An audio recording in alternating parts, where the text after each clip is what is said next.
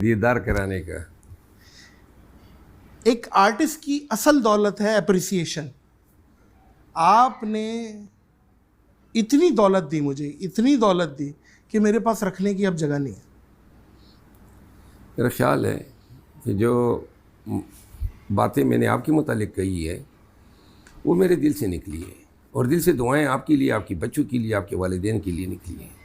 یہ شاید آپ کو اتنا زیادہ احساس نہیں ہوگا کہ جو کام آپ کر رہے ہیں یہ بیسیکلی خدمت خلق بھی ہیں.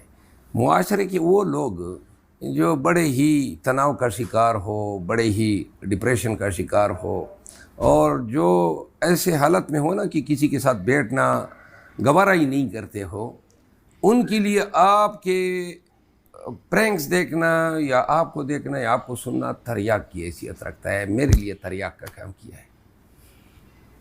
معزز خواتین و حضرات، جن کو نہیں پتہ ان کو میں بتاؤں کہ مروت صاحب، مجھے ایک دن میسج آتا ہے کہ بھائی میں شیر افضل مروت صاحب بات کر رہا ہوں، اور پھر جب ویڈیو کال آتی ہے اور پھر جو انہوں نے محبت نچھاور کی تو وہ مجھے وہیں سے اندازہ ہو گیا، اور مجھے اپنے کام پہ جو 1% پراؤڈ ہوا کہ یار مجھے ایسی شخصیت جو کہ اتنا زیادہ پڑھی لکھی اور اتنا پاکستان کے لیے درد رکھتی ہیں وہ اپریشیٹ کریں. یہ میرے لیے خیر بہت بڑا ایوارڈ ہے. آپ یقین کریں کہ سیم ڈے پہ مجھے کپل شرما نے پیغام دیا آپ کی طرح. خیر انہوں نے چھوٹا دیا، آپ نے تو پورا وہ ٹیوب ویل ہی کھول دیا نا پر. اور وہ مجھے جو ذاتی طور پہ، وہ تو خیر ان کا بھی بڑا پن ہے، اللہ انہیں کامیابیاں مقدر کرے. اور بھی آپ کے لیے میں یہ احسان اپنے ساتھ رکھنا چاہتا ہوں، یہ احسان آپ کا میں اپنے اوپر رکھنا چاہتا ہوں. آپ نے جو ان گنت لوگوں پہ احسان کیا ہے اس کا آپ کو ادراک ہی نہیں ہے.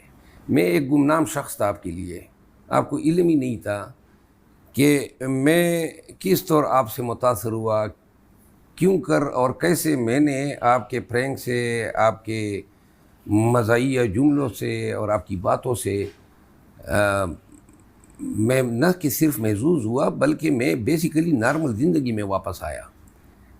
یہ وہ لوگ جو ڈپریشن کے مریض رہے ہو، جو ٹریجڈیز کا شکار رہے ہو، ان کو بہت زیادہ اس چیز کا علم ہے. کبھی آپ سائیکیٹرسٹ سے ملیں تو آپ کو بتائیں گے مختلف قسم کی تھراپیز ہوتی ہے. اور میں لوگ چھپاتے ہیں لیکن میں شاید اور نہیں سمجھتا ہوں. میں زندگی میں ماضی میں کٹھن مراحل سے گزرا، اور ایک وقت ایسا آیا کہ زندگی بڑی ہی بوجھ سی محسوس ہو رہی تھی، اور میں آپ کے پرینکس کی ایڈکشن مجھے پڑ چکی تھی.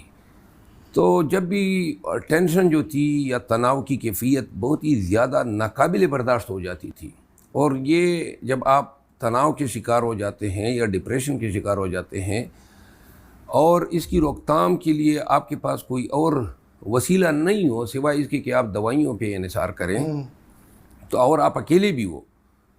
تو میں اس زمانے میں اکیلا بھی تھا اور بہت سے مسائل میں گرا ہوا تھا. میں آپ کو بتا دوں، آپ